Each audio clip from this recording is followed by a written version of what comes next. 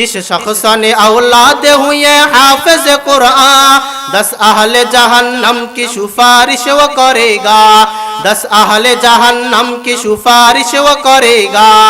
ছেলে সন্তানকে হাফেজ কুরআন বানান, ওই ছেলে সন্তান 10 জনকে বিনা হিসাবে আল্লাহর জান্নাতের মধ্যে নিয়ে যাবে। আমরা দুনিয়ার জামিনের মধ্যে কোরআন শিখতে চাই নাই, অথচ আমরা কি জানি এই কোরআনটা আমাদের কাছে কিভাবে আসলো? আল্লাহ রাব্বুল আলামিন তো সর্বপ্রথম এই কোরআনটা আমাদেরকে দেন নাই। আল্লাহ রাব্বুল আলামিন সর্বপ্রথম আসমানকে বললেন, আল্লাহ রাব্বুল আলামিন সর্বপ্রথম আসমানকে বললেন, ও আসমান, তুমি কি আমার কোরআনকে বহন করতে পারবা কিনা? আসমান অস্বীকার করলো, আমি আসমানের সেই পরিমাণ শক্তি নাই যে আপনার কোরআনকে বহন করব। অথচ আসমানের দিকে তাকাইলে দেখা যায় কত বিশাল বড় আসমান, কত বিশাল বড় আসমান, এত বিশাল বড় আসমান আল্লাহর কোরআন বহন করতে অস্বীকার করলো। এরপরে আল্লাহ রাব্বুল আলামিন জমিনকে বলল, ও জমিন, তুমি কি আমার কোরআনকে বহন করতে পারবা কিনা? আল্লাহর জমিন অস্বীকার করলো। এরপরে আল্লাহ রাব্বুল আলামিন পাহাড়কে বলল, ও পাহাড়, তুমি কি আমার কোরআনকে বহন করতে পারবা কিনা? পাহাড় অস্বীকার করলো, আমি পাহাড়ের সেই পরিমাণ শক্তি নাই যে আপনার কোরআনকে বহন করব। এরপরে আল্লাহ রাব্বুল আলামিন একেবারে দুর্বল জাতি মানব জাতিকে বললেন, তোমরা কি আমার কোরআনকে বহন করতে পারবা কিনা? মানব জাতি চিন্তা করলো, আল্লাহর বড় বান্দা আসমান সে অস্বীকার করলো, জমিন অস্বীকার করলো, পাহাড় অস্বীকার করলো, আমি যদি অস্বীকার করে দিই তাহলে তো আমার মালিকের কুদরতি অন্তরটা বেজার হয়ে যাবে। আরে পারে কি পারে সেটা পরে দেখা, আগে তো আমি আমার মালিকের কুদরতি অন্তরটা খুশি করি। এরপরে এই কোরআনটা আল্লাহ রাব্বুল আলামিন আমার আপনার মায়ার নবী রাহমাতুল লিল আলামিনের উপর কোরআনটা নাজিল করলেন। তো আমাদের নবীর উপর কোরআনটা নাজিল করলেন। তো যেই নবীর উপর এই কোরআনটা নাজিল হয়ে গিয়েছে, এই কোরআনটা প্রত্যেকটা ব্যক্তির পাঠ করা দরকার এবং প্রত্যেকটা ব্যক্তির ছেলে সন্তান যারা আছে সবাইকে এই কোরআন কারীম শিক্ষা দেওয়া দরকার। এরপরে আল্লাহ রাব্বুল আলামিন বলতেছিলেন, যালিকাল কিতাবু লা রাইবা ফীহি, আমি আল্লাহ রাব্বুল আলামিন তোমাদেরকে যে কোরআনটা দান করেছি এই কোরআনের মধ্যে কোনো ভুল নাই, কোনো সন্দেহ নাই। তো যে কোরআনের মধ্যে কোনো ভুল নাই, কোনো সন্দেহ নাই, এই কোরআনটা প্রত্যেকটা ব্যক্তির পাঠ করা দরকার। এবার আসেন, এই কোরআনটা কাদের জন্য? যে আল্লাহ রাব্বুল আলামিন কোরআনটা আমাদেরকে দান করলেন, এই কোরআনটা কাদের জন্য? আল্লাহ রাব্বুল আলামিন পরবর্তী আয়াতের মধ্যে বলতেছেন, যালিকাল কিতাবু লা রাইবা ফীহি হুদাল লিল মুত্তাকিন, আমার এই কিতাবটা হলো মুত্তাকিদের জন্য। কাদের জন্য ভাই? মুত্তাকিদের জন্য। তাহলে আল্লাহর যে কিতাবটা আছে এই কিতাবটা হলো, কোরআনটা হলো মুত্তাকিদের জন্য। এখন মুত্তাকি কারা? মুত্তাকি কারা? মুত্তাকি সবাই হইতে পারে না, মুত্তাকিদের কয়েকটা গুণ রয়েছে। তো মুত্তাকি কারা? আল্লাহ রাব্বুল আলামিন সূরাতুল বাকারার মধ্যে জানিয়ে দিচ্ছেন, কোন ব্যক্তি যদি নিজেকে মুত্তাকি বলে দাবি করতে চায় তাহলে তার ভিতরে 5টা গুণ থাকতে হবে। কয়টা গুণ ভাই? 5টা গুণ থাকতে হবে। এক নাম্বার গুণ হলো আল্লাহ রাব্বুল আলামিন বলেন, আল্লাযীনা ইউমিনুনা বিল গায়ব, মুত্তাকিদের এক নাম্বার গুণ হলো যারা গায়বের প্রতি ঈমান আনছে, গায়বের প্রতি বিশ্বাস রাখছে। তাহলে মুত্তাকিদের এক নাম্বার গুণ হলো যারা গায়বের প্রতি ঈমান রাখে। যেমন আমরা আল্লাহকে দেখি নাই, আল্লাহর প্রতি ঈমান রাখছি। আমরা মুহাম্মদুর রাসূলুল্লাহ সাল্লাল্লাহু আলাইহি ওয়াসাল্লামকে দেখি নাই, কিন্তু আমাদের নবীর উপর ঈমান রাখছি। আমরা ফেরেশতাদেরকে দেখি নাই, কিন্তু ফেরেশতাদের প্রতি ঈমান রাখছি। আমরা পূর্ববর্তী যে সমস্ত কিতাবগুলো আছে ওই কিতাবগুলো দেখি নাই, কিন্তু এই কিতাবগুলোর প্রতিও ঈমান রাখছি, ঈমান রাখছি। আমরা কোন নবীকে দেখি নাই, ফেরেশতাদেরকে দেখি নাই, কাউকে দেখি নাই, এরপরও আমরা সবার প্রতি ঈমান রাখছি। তাহলে এক নাম্বার মুত্তাকিদের গুণ হচ্ছে যারা গায়বের প্রতি ঈমান রাখে, আল্লাযীনা ইউমিনুনা বিল গায়ব, যারা গায়বের প্রতি ঈমান রাখেন এরা হলো এক নাম্বার মুত্তাকি। তাহলে মুত্তাকিদের 5 নাম্বার গুণের মধ্যে এক নাম্বার গুণ হলো যারা গায়বের প্রতি ঈমান রাখে, এটা হলো এক নাম্বার গুণ। 2 নাম্বার গুণ ওয়া ইউকিমুনাস সালাহ, মুত্তাকিদের 2 নাম্বার গুণ হলো যারা তাদের নামাজগুলা ঠিক মতন আদায় করে। তাহলে মুত্তাকিদের 1 নাম্বার গুণ হলো যে মুত্তাকিরা গায়বের প্রতি ঈমান রাখবে। 2 নাম্বার গুণ হলো ওয়া ইউকিমুনাস সালাহ, যারা নামাজ ঠিক মতন আদায় করে, যারা নামাজগুলা ঠিক মতন আদায় করে, এটাই হচ্ছে মুত্তাকিদের 2 নাম্বার গুণ। এখন আমরা কি আমাদের নামাজগুলা ঠিক মতন আদায় করি? ঠিক মতন আদায় করি না। অনেকে ব্যস্ততার কারণে আসরের নামাজে পড়তে পারে নাই, এরকমও বান্দা রয়েছে। দোকান পাড়ের মধ্যে বসে আছে, কাজকর্ম করার কারণে আসরের নামাজ পড়তে পারে নাই। আপনার হাজারো দোকানদারি আর 1 ওয়াক্ত নামাজের দাম হবে না, আপনার হাজারো দোকানদারি আর 1 ওয়াক্ত নামাজের ফজিলতের দাম হবে না। এজন্য আমাদের নামাজগুলা ঠিক মতন আদায় করতে হবে, নামাজগুলা ঠিক মতন আদায় করতে হবে। নামাজ পড়লে কি ফায়দা? নামাজ পড়লে কি ফায়দা? নামাজের কথা বাদেই দিলাম, আল্লাহর দরবারে একটা সিজদা দিলে কি পরিমাণ ফায়দা আল্লাহর দরবারে।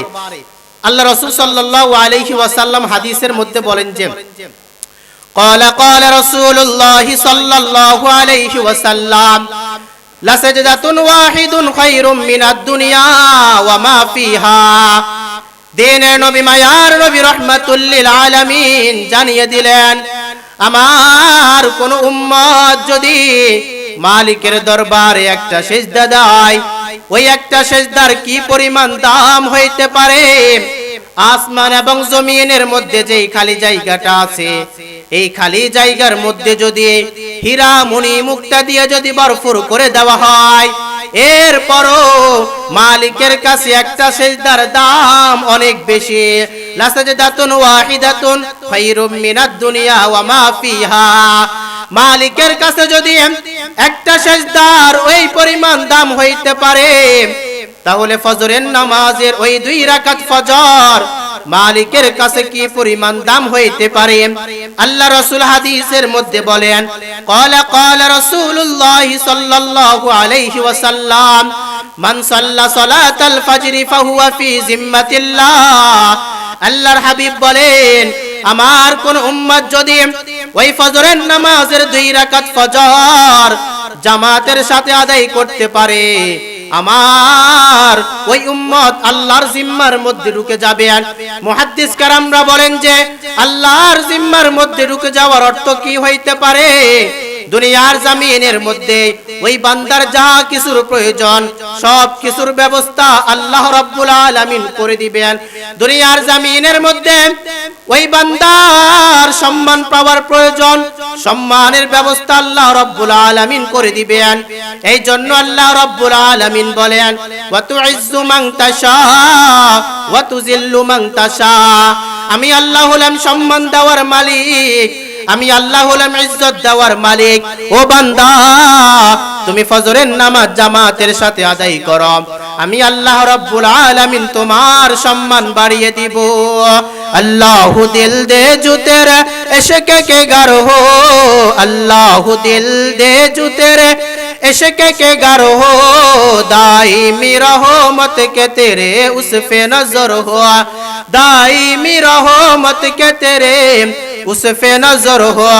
दिल दे के तेरे इश्क में ए हाल हो उसका, माशर का अगर शुरू हो तो बिना खबर हो। माँ दर्द जहाँ गैर खुदा यार नदारी, माँ दर्द जहाँ गैर खुदा यार नदारी, जुजियात खुदा ही चदिगर कार नदारी, जुजियात खुदा ही चदिगर कार नदारी। ও বান্দা, তুমি ফজরের নামাজ জামাতের সাথে আদায় করো, আমি আল্লাহ রাব্বুল আলামিন তোমার সব কিছুর জিম্মাদার হয়ে যাব। আমি আল্লাহ রাব্বুল আলামিন তোমার সব কিছুর জিম্মাদার হয়ে যাব। বান্দারা মনে করে যে মালিকের দরবারে যেতে হবে না, আর মালিকের দরবারে আমাদেরকে নামাজের হিসাবও দিতে হবে না। বান্দারা এই রকম চিন্তা করে, অথচ না, আমাদেরকে সবাইকে মালিকের দরবারে যেতে হবে আর আমার আপনার নামাজের হিসাব দিতে হবে, নামাজের হিসাব দিতে হবে। আল্লাহ রাসূল সাল্লাল্লাহু আলাইহি ওয়াসাল্লাম অন্য এক হাদিসের মধ্যে বলেন, ক্বালা রাসূলুল্লাহ সাল্লাল্লাহু আলাইহি ওয়াসাল্লাম, আউয়ালু মা ইউহাসাবু বিহিল আবদু ইয়াউমাল কিয়ামাতিস সালাহ। বান্দা তুমি যখন কিয়ামতের ময়দানে যাইবা, তখন কিন্তু কই মালিকের সামনে যখন দাঁড়াইবা, মালিক তোমার আমার কাছ থেকে আমার আপনার 5 ওয়াক্ত নামাজের হিসাব নেবেন। ও বান্দা, দুনিয়ার জমিনের মধ্যে তুমি 5 ওয়াক্ত নামাজ ঠিক মতন আদায় করেছো কিনা, আমি মালিকের দরবারে হিসাব দাও। বান্দা যদি কিয়ামতের ময়দানে যদি 5 ওয়াক্ত নামাজের হিসাব দিতে না পারো, তো মালিকের দরবারে কি জবাব দিবা? মালিক তো জিজ্ঞাসা করবে, আউয়ালু মা ইউহাসাবু বিহিল আবদু ইয়াউমাল কিয়ামাতিস সালাহ। ও বান্দা, নামাজের হিসাব দে। বান্দা তুমি নামাজের হিসাব দাও। কিয়ামতের ময়দানে আল্লাহ রাব্বুল আলামিন আমাকে আপনাকে জিজ্ঞাসা করবে যে নামাজের হিসাব দাও। আর এটাই হচ্ছে মুত্তাকিদের 2 নম্বর গুণ, ওয়া ইউকিমুনাস সালাহ। নামাজগুলা ঠিক মতন আদায় করো। যে মালিক এত সুন্দর আমাকে আপনাকে একটা কুফল দান করলো, এত সুন্দর একটা চেহারা দান করলো, ওই মালিকের দরবারে আমি আপনি সিজদা দিই না। দিনকে দিন চলে যায়, বছরকে বছর চলে যায়। এমনও ব্যক্তি আছে মালিকের দরবারে সিজদা দেওয়ার সুযোগ হয় না। সপ্তাহে সপ্তাহে চলে যায়, মাসকে মাস চলে যায়।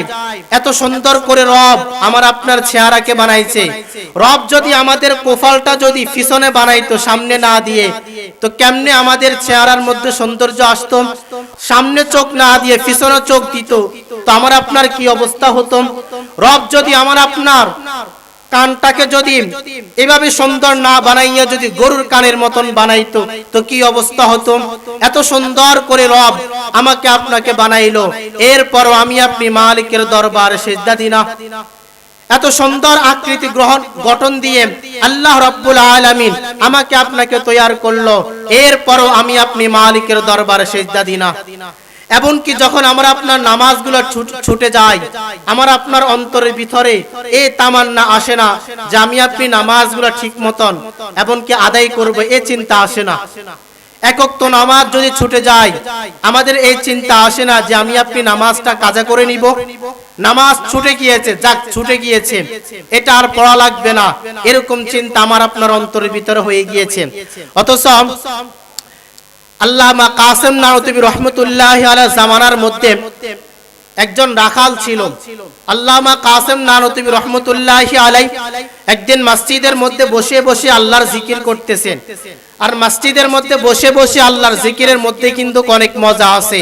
এজন্য এক আল্লাহর আরেফ বলেন, আল্লাহ আল্লাহ কিয়া মজা মুর্শিদ কি মাইখানা মে হে, अल्लाह अल्लाह क्या मज़ा मुर्शिद के मैखाना में है, दोनों आलम के हकीकत एक पैमाना में है, दोनों आलम के हकीकत एक पैमाना में है, शमा में हिम्मत कहा जो एक परवाना में है, लुत्फ जीने में नहीं जल जल के मर जाने में है, लुत्फ जीने में नहीं जल जल के मर जाने में है। আল্লামা কাসেম নানুতুবি রহমতুল্লাহি আলাইহি একদিন মসজিদের মধ্যে বসে বসে আল্লাহর জিকির করতেছিল। একদিন কাসেম নানুতুবি রহমতুল্লাহি আলাইহি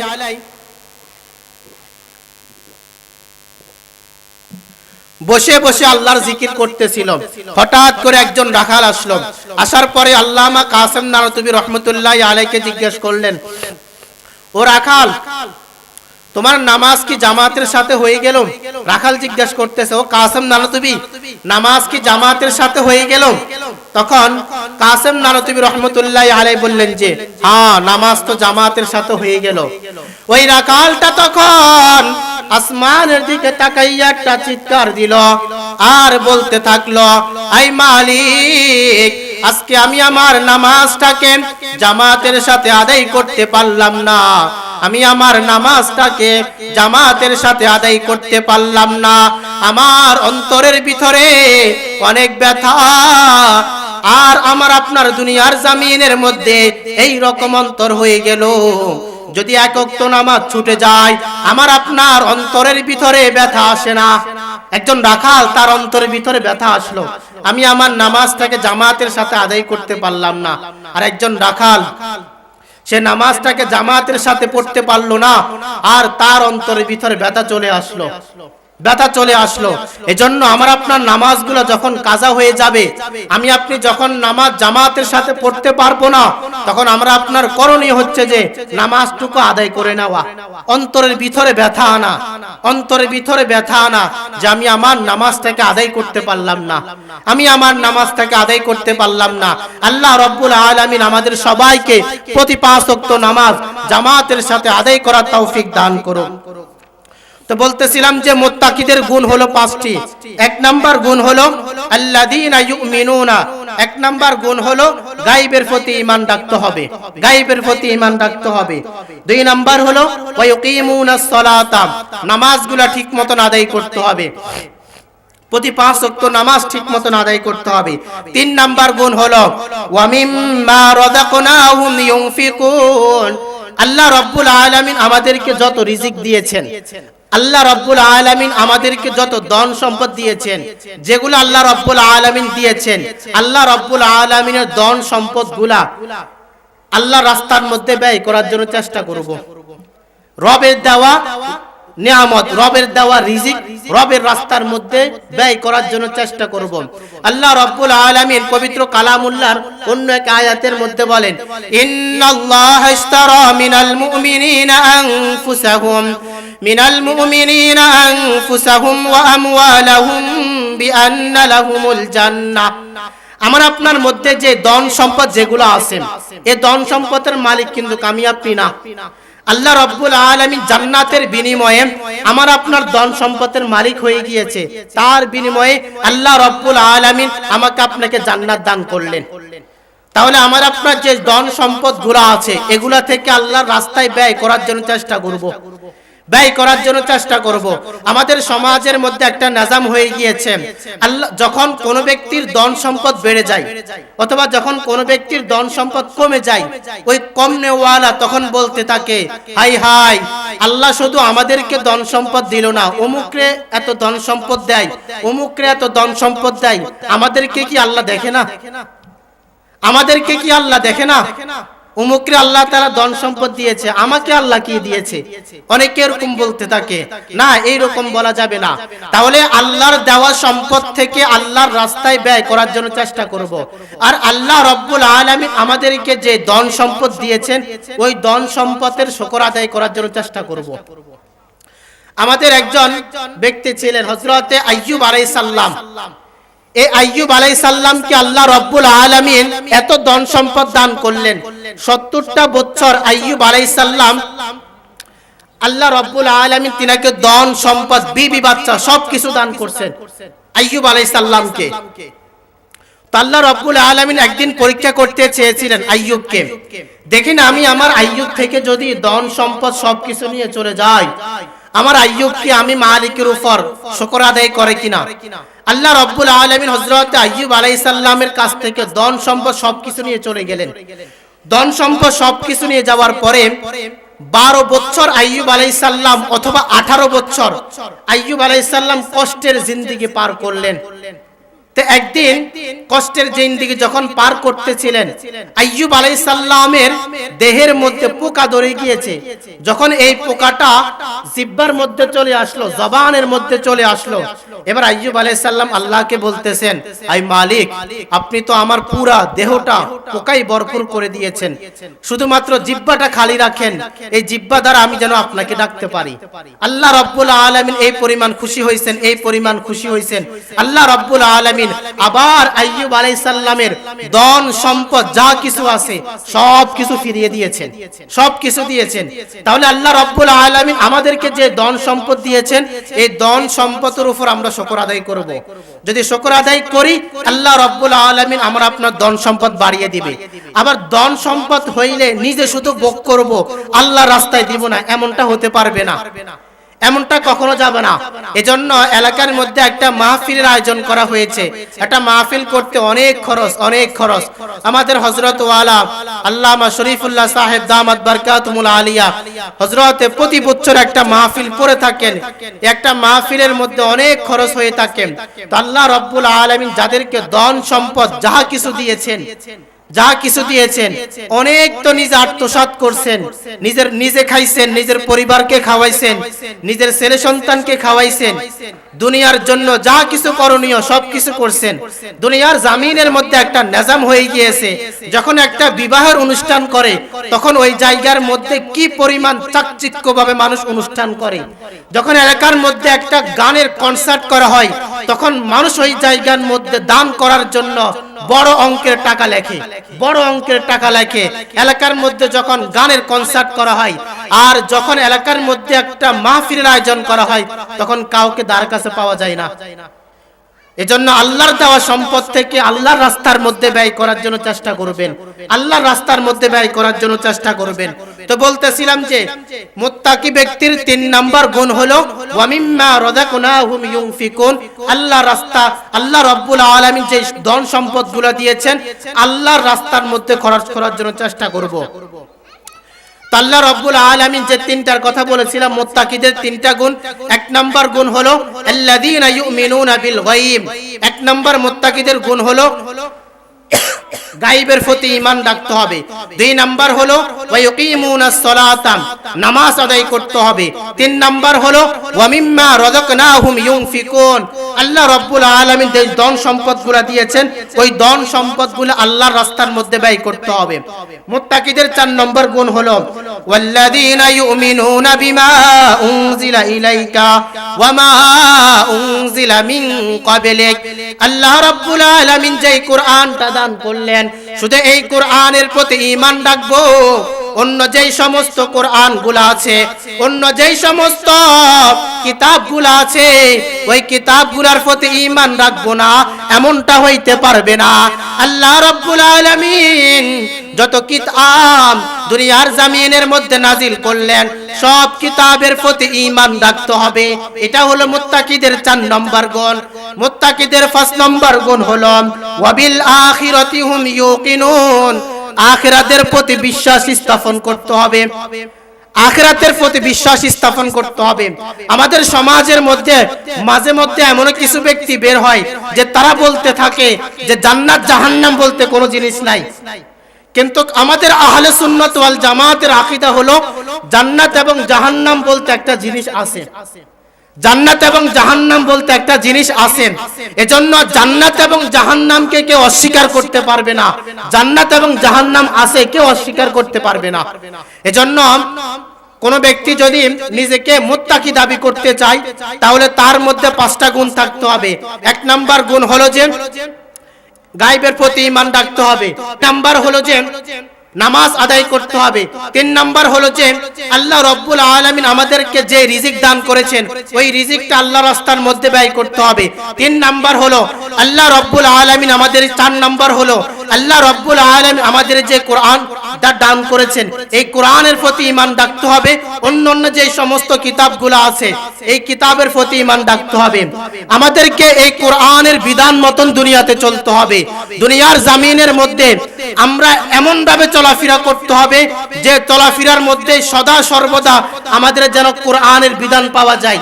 এজন্য বাংলাদেশের মধ্যে যদি সুন্দরভাবে যদি দেশ গঠন করতে চাই তখন কোরআনই হুকুম ছাড়া অন্য কোনো বিকল্প নাই।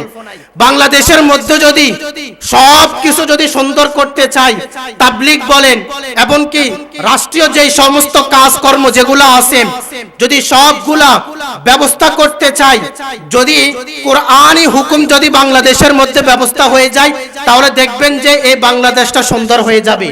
যদি বাংলাদেশের মধ্যে যদি কোরআনই হুকুম চলে আসে তাহলে দেখবেন দেখবেন যে কোন নিরীহ মহিলা, আমার মা বোনরা কিন্তু আমার মা বোনদের ইজ্জত হারাবে না। যদি বাংলাদেশের মধ্যে যদি কোরআনী হুকুম বাস্তবায়ন হয়ে যায়, তাহলে বাংলাদেশের মধ্যে একজন ডাকাত থাকবে না, বাংলাদেশের মধ্যে কোনো দুর্নীতি হবে না, যদি কোরআনী হুকুম বাংলাদেশের মধ্যে বাস্তবায়ন হয়ে যায়। আল্লাহ রাব্বুল আলামিন আমাদের দেশের মধ্যে কোরআনী হুকুম বাস্তবায়ন হওয়ার তৌফিক দান করুক।